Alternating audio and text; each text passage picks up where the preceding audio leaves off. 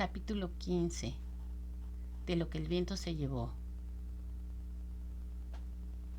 El ejército, rechazado en Virginia, se retiró a los cuarteles de invierno en el Rapidan.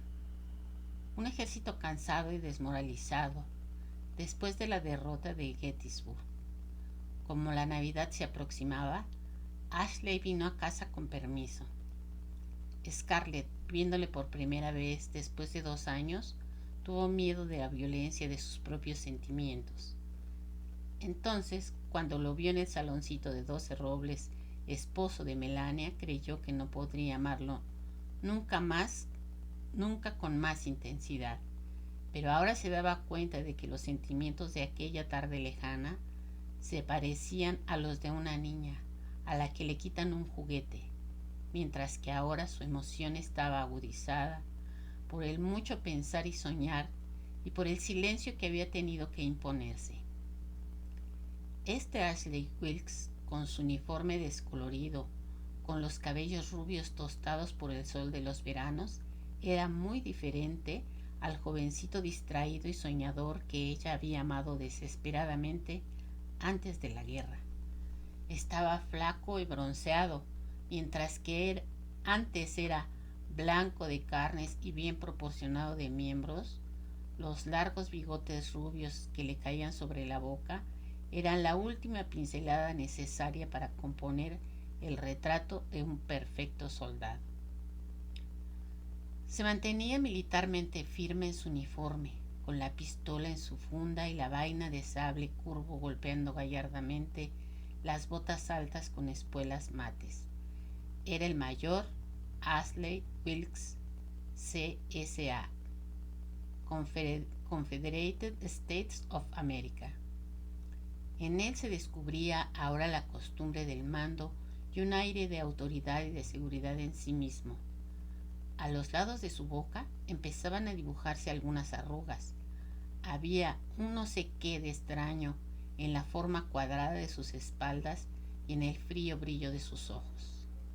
Mientras en otro tiempo parecía perezoso e indolente, ahora era esbelto como un gato, con la continua tensión de quien tiene los nervios siempre tirantes como cuerda de violín. Sus ojos tenían una expresión de cansancio y su piel quemada por el sol estaba demacrada y adherida sobre los huesos de la cara. Era siempre su bello Ashley, pero tan diferente. Scarlett proyectó pasar las Navidades en Tara, pero después del telegrama de Ashley, ninguna fuerza del mundo ni una orden de Elena habría podido arrancarla de Atlanta. Si Ashley hubiera pensado ir a 12 Robles, ella se habría apresurado a correr a Tara para estar a su lado, pero él escribió a los suyos que se le uniesen en Atlanta y el señor Wilkes con India y Honey habían llegado ya. ¿Ir a Tara y privarse después de 2 años? ¿Privarse del sonido de su voz? ¿Privarse de leer en sus ojos que él no la había olvidado? Nunca, por nada del mundo. Ashley llegó 4 días antes de Navidad con un grupo de jóvenes de la comarca, también con permiso, un grupo dolorosamente disminuido después de lo de Gettysburg.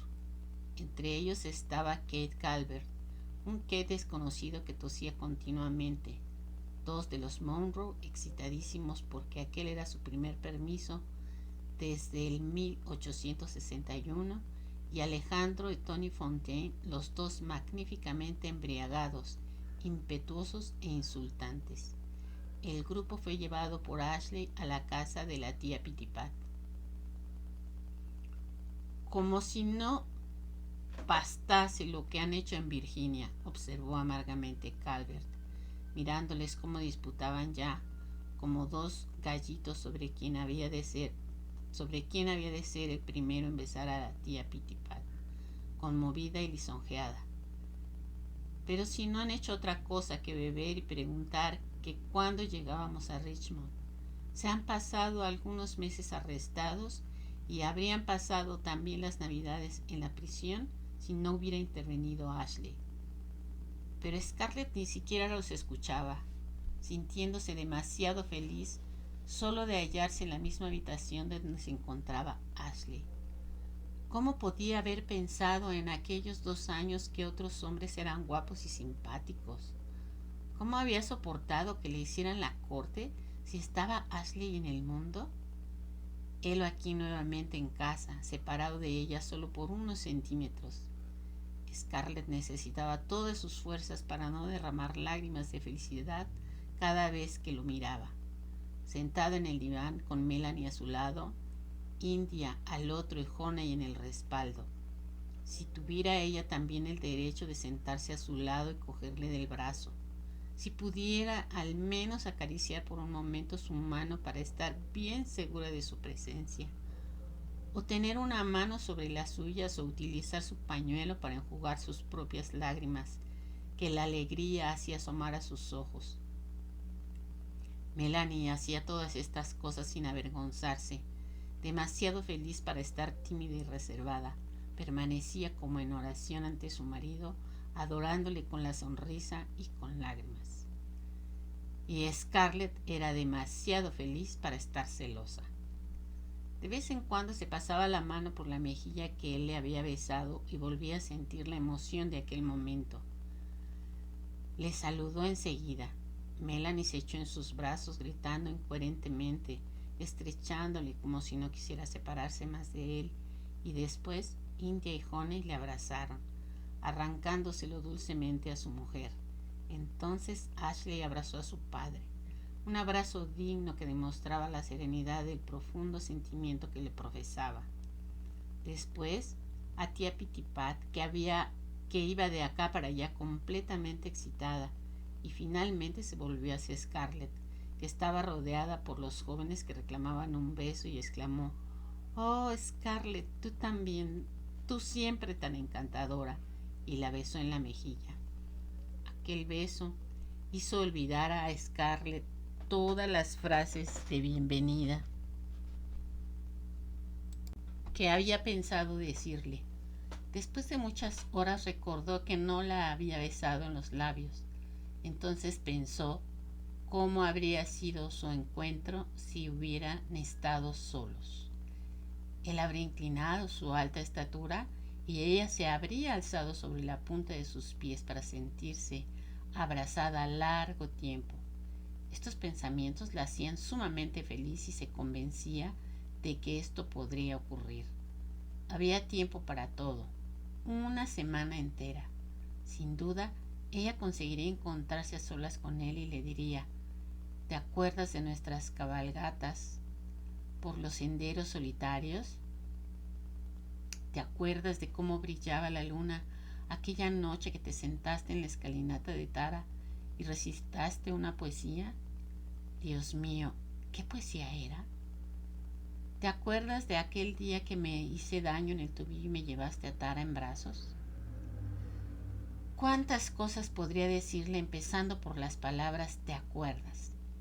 Tantos episodios que lo transportarían a los bellos días en que iban de gira por la comarca, como muchachos despreocupados, la época en que Melanie Hamilton aún no había entrado en escena.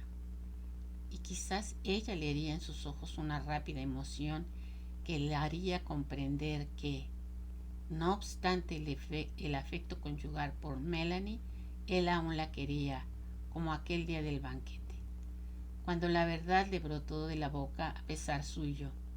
No se paraba a pensar en lo que haría si Ashley le revelara su amor con palabras inequívocas. Le bastaría saber que aún la quería. Le acariciaría también Melanie, pero ella sabría esperar. Después de todo, ¿qué sabía de amor aquella cándida criatura?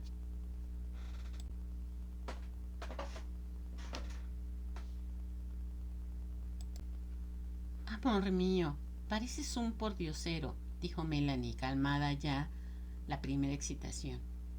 «¿Quién te ha remendado el uniforme y por qué le han puesto piezas de otro color?» «No se trataba de ser elegante», respondió Ashley. «Compara mi traje con el de los demás y sabrás apreciar el esplendor de estos remiendos». ha sido Moss quien los ha hecho y piensa que antes de la guerra jamás tuvo una aguja en la mano. En cuanto a los parches color turquesa, es preciso escoger entre tener agujeros o taparlos con pedazos de uniformes de prisioneros yanquis. No se podía hacer otra cosa. Y respecto a lo de parecer un mendigo, da gracias a Dios de que tu marido no haya vuelto descalzo.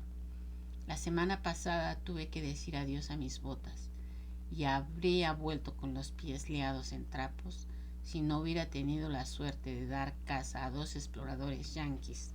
Las botas de uno de ellos me sentaban a maravilla. Extendió las piernas para hacer admirar el calzado. Por el contrario, a mí no me están bien las del otro, dijo Calvert. Son demasiado pequeñas, me están haciendo sufrir un martirio, pero gracias a ellas llegaré a casa con perfecta elegancia. Y este egoístazo no ha querido dárnoslas a uno de nosotros, habló Tony. Con lo bien que hubieran sentado a nuestros aristocráticos pies. Me avergüenzo de presentarme ante mamá con estos zapatos viejos. Antes de la guerra, ella no hubiera permitido ni a uno de nuestros esclavos que los llevara. No te preocupes, exclamó Alejandro mirando las botas de Kate. Se las quitaremos cuando estemos en el tren. Por mamá no me importa, pero no quiero que Dimity Monroe me vea con los dedos fuera. Vamos, son mías, replicó Tony, refunfuñándole a su hermano. He sido yo el primero en reclamarlas. Pero Melanie, previendo una de las famosas peleas de los Fontaine, intervino para poner paz. Yo tenía una magnífica barba, dijo Ashley, una de las más bellas del ejército. Apuesto a que ni Jeff Stewart ni Nathan Forrest las tuvieron nunca parecidas. Cuando llegamos a Richmond, estos 2 canallas, e indicó a los Fontaine, decidieron que como ellos se afeitaban, yo debía hacer otro tanto. Me arrojaron al suelo y me afeitaron a la fuerza, y es cosa de milagro que no se me llevaran la cabeza junto con las barbas. Únicamente gracias a la intervención de Evan y de Kate pude salvar el bigote. No le haga usted caso, señora Wilkes. Debiera estarnos agradecido. Si no lo hubiéramos hecho, usted no le habría reconocido ni dejado entrar, dijo Alex. Lo hicimos para demostrarle nuestro agradecimiento por haber impedido a los gendarmes que nos metieran en la cárcel. En cuanto a ti, añadió dirigiéndose a Ashley, una palabra más y te quitamos el bigote sin más cumplidos. Oh, no, gracias, se apresuró a decir Melanie, cogiéndose con espanto del brazo de Ashley, pues los 2 hombrecitos de tostada piel parecían muy capaces de realizar cualquier violencia. Yo lo encuentro muy bien tal como está. Cosas del amor, afirmaron los Fontaine, cambiando un grave saludo. Cuando Ashley salió a la calle para acompañar a los 2 jóvenes a la estación en el coche de tía Pittipat, Melanie tomó del brazo a Scarlett. Su uniforme está en un estado deplorable, ¿no es verdad? ¿No crees que mi casaca sería para él una sorpresa? O si por lo menos yo tuviera bastante paño para los pantalones. La casaca destinada a Ashley era cosa dolorosa para Scarlett, ya que ella hubiera deseado ser ella misma y no Melanie quien le hiciera ese regalo de Navidad. El paño de lana gris para uniformes había llegado a ser literalmente más caro que los rubíes, y Ashley, como todos sus camaradas, vestía una grosera tela doméstica. Aún esta clase de tela no era corriente. Muchos soldados vestían los mismos uniformes yanquis teñidos con pulpa de nogal. Melanie había tenido suerte de obtener una pieza de paño gris suficiente para cortar una casaca. Más bien cortita, pero al fin una casaca. Había cuidado en el hospital a un mozo de Charleston y cuando éste murió, ella envió a su madre un mechón de sus cabellos, acompañado del pobre contenido de sus bolsillos y de un emocionante relato de sus últimas horas. Si bien se abstuvo, como es natural, de narrar los sufrimientos que el pobre muchacho había soportado. Se había establecido así una correspondencia entre ambas mujeres, y sabiendo que Melanie tenía al marido en el frente, la madre del mozo le envió el paño gris y los botones de latón que había adquirido para su hijo. Era una tela magnífica, gruesa y de abrigo. Seguramente procedía del bloqueo y era indudablemente muy costosa. Melanie había confiado su confección a un sastre a quien no dejaba en reposo para que la casaca estuviera lista para la mañana de Navidad. Scarlett hubiera dado cualquier cosa por completar el uniforme, pero le era completamente imposible proporcionarse en Atlanta el tejido necesario. Scarlett también había preparado para Ashley un regalo de Navidad. Por desgracia era muy insignificante al lado de la espléndida casaca de Melanie. Era un pequeño costurero de franela que contenía el precioso paquete de agujas que Red le trajera de Nassau, 3 pañuelos de batista del mismo origen, 2 carretes de hilo y un par de tijeritas. Pero ella anhelaba ofrecerle algo más personal, algo que una esposa hubiese podido ofrecer a su marido, por ejemplo una camisa, un par de guantes o un sombrero.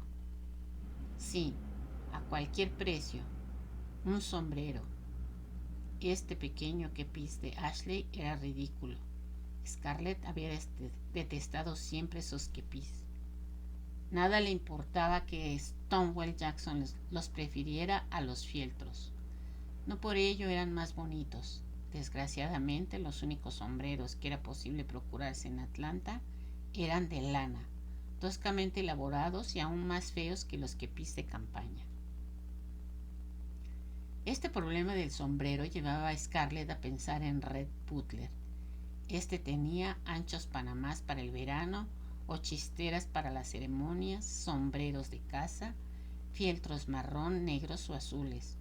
¿Para qué necesitaba tantos sombreros cuando su Ashley adorado tenía que marchar bajo la lluvia calado y chorreando? Yo me las compondré para que Red me dé su sombrero nuevo de fieltro negro. Lo ribetearé con una cinta gris y le coseré encima las insignias de Ashley. Será maravilloso. Se calmó y reflexionó enseguida que le sería difícil obtener el sombrero sin dar una explicación. No obstante, ella no podía decirle a Red que quería su sombrero para dárselo a Ashley. Es indudable que él la contemplaría alzando las cejas con aquel gesto odioso que adoptaba cada vez que Scarlett pronunciaba el nombre de Ashley, y al fin rehusaría entregárselo. Tanto peor. Inventaría una historia emocionante de un soldado del hospital que necesitaba su sombrero y Red no sabría nunca la verdad. Toda aquella tarde procuró encontrarse a solas con Ashley, aunque fuera solo un instante, pero Melanie no lo dejó ni un momento, e India y Honey lo seguían a través de la casa con sus ojos claros y sin pestañas. El mismo Juan Wilkes, visiblemente orgulloso de su hijo, no pudo con todo tener con él una breve sentada. Lo mismo sucedió a la hora de la comida, en que todos lo asediaron a preguntas sobre la guerra. La guerra. ¿Quién se preocupaba de la guerra? Scarlett se imaginaba que el mismo Ashley no tenía extraordinario interés en abordar este tema, pero Ashley no cesó de hablar. Rió a menudo, llevó la conversación con mayor brillo que nunca, pero dijo pocas cosas de importancia. Contó anécdotas divertidas, bromas de soldados, describió humorísticamente las trapacerías con que se entretenían sus camaradas. Evitó referirse a los duros sufrimientos debido al hambre y a las interminables marchas bajo la lluvia, y trazó un detallado retrato del general Lee durante la retirada de Gettysburg, mientras gritaba a sus soldados: «Caballeros, forman parte de las tropas de Georgia. Pues bien, los georgianos no podemos prescindir de ustedes». A Scarlett le pareció que él hablaba febrilmente para impedir que le volvieran a hacer preguntas a que no quería contestar. Vio sus ojos bajarse y levantarse ante la mirada turbada de su padre.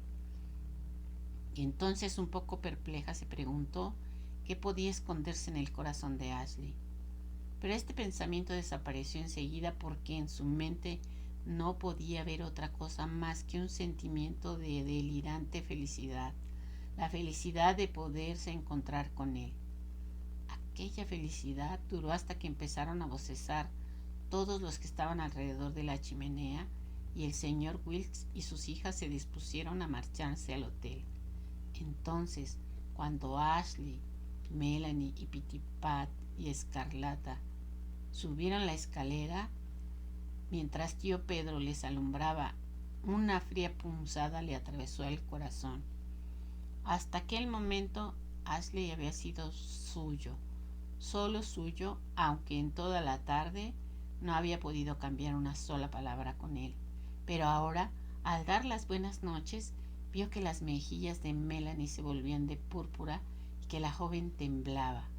Vio también que su expresión era tímida pero feliz y que cuando Ashley abrió la puerta de su dormitorio, ella entró sin levantar los ojos. Ashley dijo «Buenas noches» bruscamente y cerró la puerta sin mirar a Scarlett. Esta permaneció con la boca abierta, repentinamente desconsolada. Él era de Melanie, y mientras Melanie viviera, podía entrar en el dormitorio con su marido y cerrar la puerta. Cerrarla para el resto del mundo. Ashley estaba para irse. Volvía a Virginia, volvía a las largas marchas bajo la lluvia, al relente entre la nieve, a las incomodidades y a los riesgos en los que tenía que exponer su cabeza rubia y su cuerpo arrogante, con el peligro de ser abatido de un momento a otro, como una hormiga bajo un pie descuidado. La semana, con su agitación febril y luminosa, había transcurrido. Veloz como un sueño fragante de perfume de abetos y de árboles de Navidad, brillantes de velas y de adornos relucientes, un sueño en el que los minutos huían rápidos como los latidos del corazón. Una semana afanosa que Escarlata había tratado con una mezcla de dolor y alegría, de proveer de pequeños incidentes que recordar después de su partida, acontecimientos que ella repasaría después con toda calma y que le aportarían leves consuelos. Bailar, cantar, reír, correr a buscar lo que Ashley deseaba. Sonreír cuando él sonreía, callar cuando él hablaba, seguirle con los ojos en cada gesto, espiar cada movimiento de sus cejas y de su boca. Todo esto quedaba impreso indeleblemente en su imaginación, porque una semana pasa pronto y la guerra continúa siempre. Estaba sentada en el diván del saloncito teniendo en su regazo el regalo de despedida, esperando a que él hubiera saludado a Melanie rogando a Dios que bajara solo, que el cielo le concediera entrar algún minuto con él. Tenía el oído atento, escuchando los ruidos del piso superior, pero la casa estaba extrañamente silenciosa y hasta su respiración le parecía demasiado perceptible. Tía Pitipat lloraba entre las almohadas en su habitación. Del dormitorio de Melanie no llegaba murmullo de voces ni sonido de llantos. Le parecía a Escarlata que él estaba allí dentro hacía un siglo. Calculó amargamente que el joven mayor prolongaba la despedida a su mujer. Los momentos pasaban y el tiempo estaba tasado. Recordó todo lo que hubiera querido decirle cuando aquella semana estuvo él, pero no había tenido la oportunidad de decírselo y ahora pensaba que quizá no la tendría tampoco. Tantas cosas y ya no había tiempo. Los pocos minutos que quedaban le serían robados por Melanie, si ésta le acompañaba abajo y después a la cancela. ¿Por qué no había conseguido hablarle en toda la semana? Melanie estaba siempre junto a él, como adorándole. Después los vecinos, amigos y parientes, desde la mañana hasta la noche.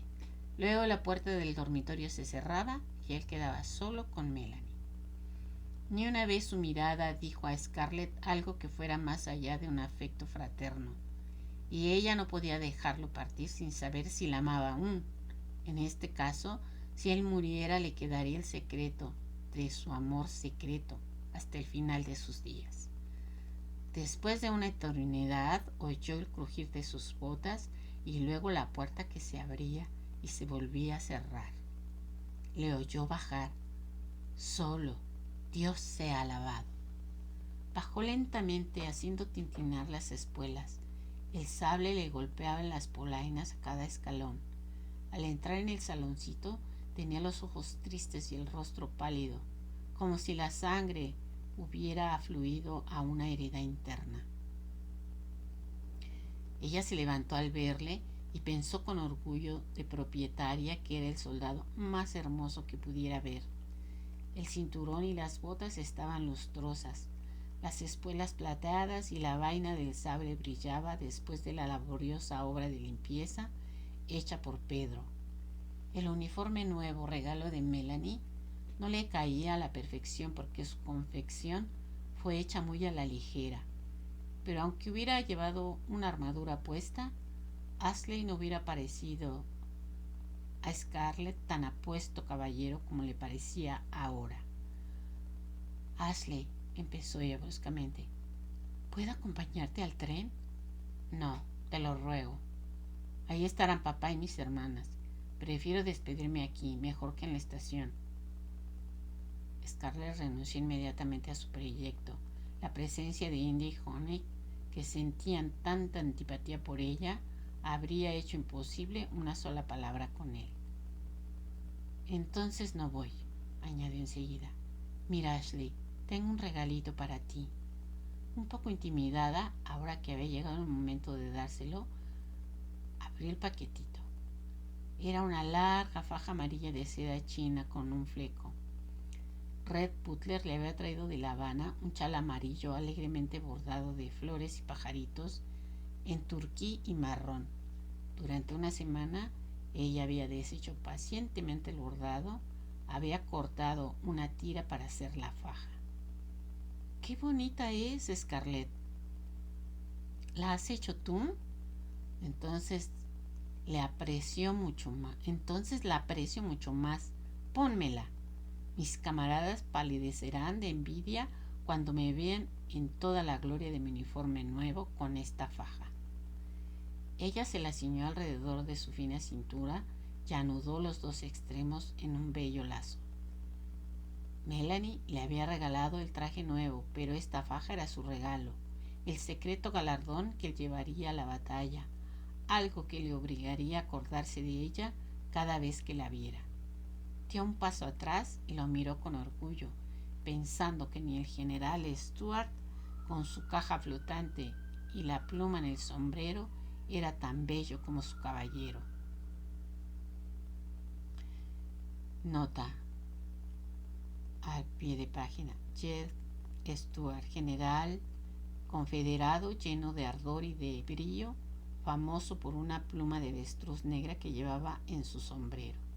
Nota del traductor. Bellísima, repitió Ashley jugueteando con el fleco. Pero sé que para hacerla has tenido que cortar un vestido y un chal. No deberías haberlo hecho, Scarlett. Es demasiado difícil en estos tiempos tener cosas bellas. Oh, Ashley, yo iba a decir, hubiera cortado mi corazón para dártelo. Pero en lugar de ello terminó la frase así: haría cualquier cosa por ti. ¿De veras? Y al decir esto los ojos de él se iluminaron. Entonces hay una cosa que puedes hacer por mí, Scarlett, y que me permitirá sentirme más tranquilo cuando esté lejos. ¿Qué es?, preguntó ella, feliz, pronta a prometer prodigios. Scarlett, ¿quieres cuidar de Melanie por mí? ¿Cuidar de Melanie? Sintió llenársele el ánimo de amarga desilusión. ¿Esta era pues su última petición?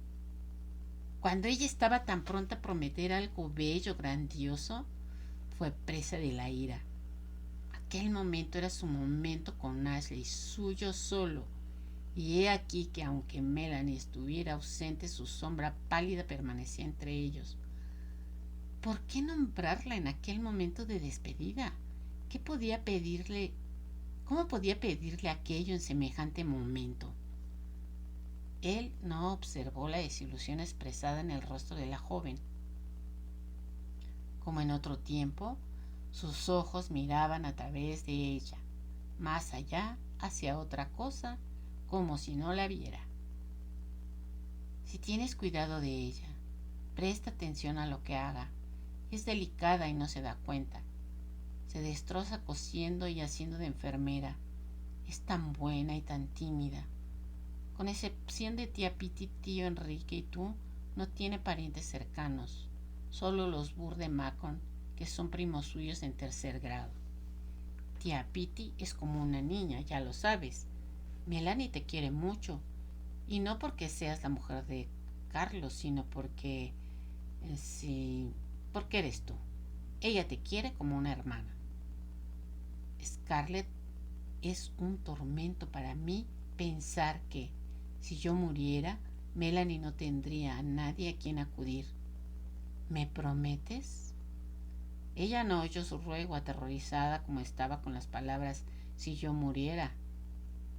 Había leído todos los días las listas de los muertos y de los heridos, con el corazón en la garganta, porque sabía que si a Ashley le ocurriera algo, el mundo se habría acabado para ella. Pero siempre había tenido el presentimiento de que aunque el ejército confederado fuera destrozado, Ashley se salvaría. Y ahora sentía su corazón latirle violentamente y se sentía presa de un terror supersticioso que no conseguía vencer con razonamientos. Como buena irlandesa, creía en la intuición, especialmente cuando se trataba de la muerte, y vio en sus ojos grises una tristeza infinita que interpretó como la de un hombre que siente en su espalda el contacto de la mano helada y oye el gemido del hada Banshee. Nota a pie de página. El hada Banshee del folclore irlandés. Sus lamentos presagian una próxima muerte. No debes decir eso, ni siquiera pensarlo. Trae desgracia hablar de la muerte. Di una oración pronto. Dila tú por mí y agrégale algo más, respondió él sonriendo del terror que había en la voz de ella. Pero ella no pudo replicar. Ante sus ojos pasaban los cuadros más espantosos. Ashley muerto en las nieves de Virginia, lejos de ella. Él continuaba hablando y en su voz había una melancolía y una resignación que aumentaron el terror y la desilusión de la joven. No sé qué será de mí, Scarlett, o de nosotros, pero cuando llegue el final, yo estaré muy lejos de aquí, aunque esté vivo, para poder tener cuidado de Melanie. El final de la guerra y el final del mundo. Pero, ¿no pensarás, Ashley, que los yanquis nos venzan? En esta semana no han hablado de otra cosa más que de la fuerza y la habilidad del general Lee. He mentido como todos los que venimos con permiso. ¿Para qué asustar a Melanie y a la tía Pitty sin necesidad? Sí, Scarlett, creo que los yanquis nos vencerán. Gettysburg ha sido el principio del fin.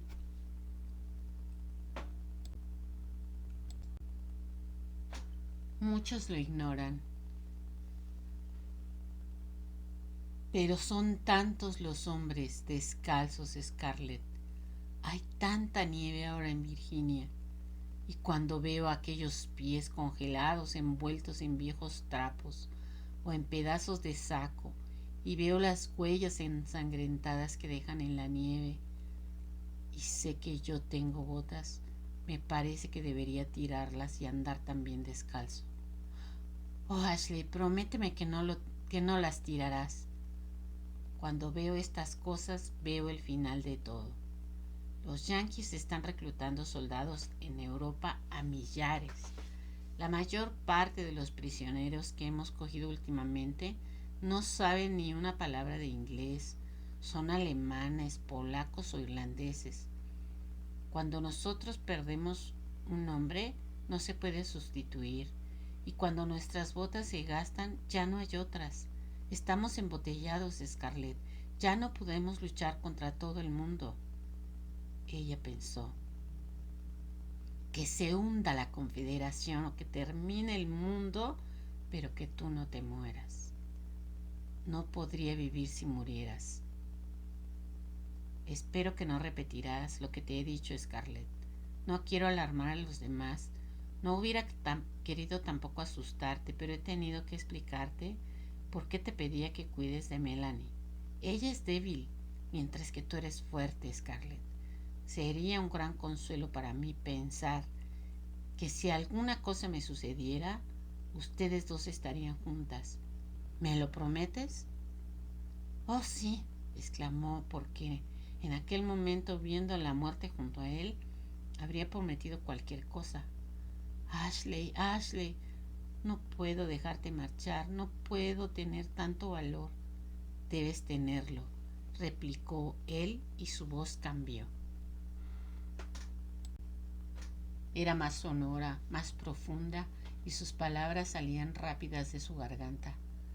Debes ser valiente. De otro modo, ¿cómo podría yo resistir? Los ojos de él buscaron su rostro y ella creyó comprender que su separación le partía el alma.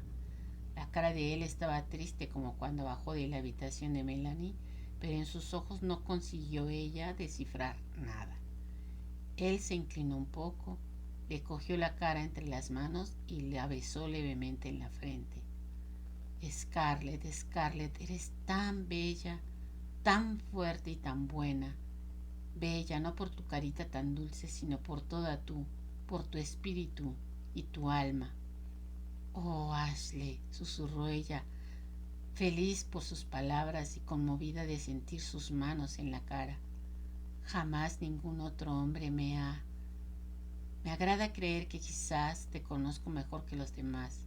Yo veo las cosas bellas escondidas dentro de ti y que los otros observadores superficiales no saben apreciar. Se interrumpió dejando caer las manos, pero siguió mirándola.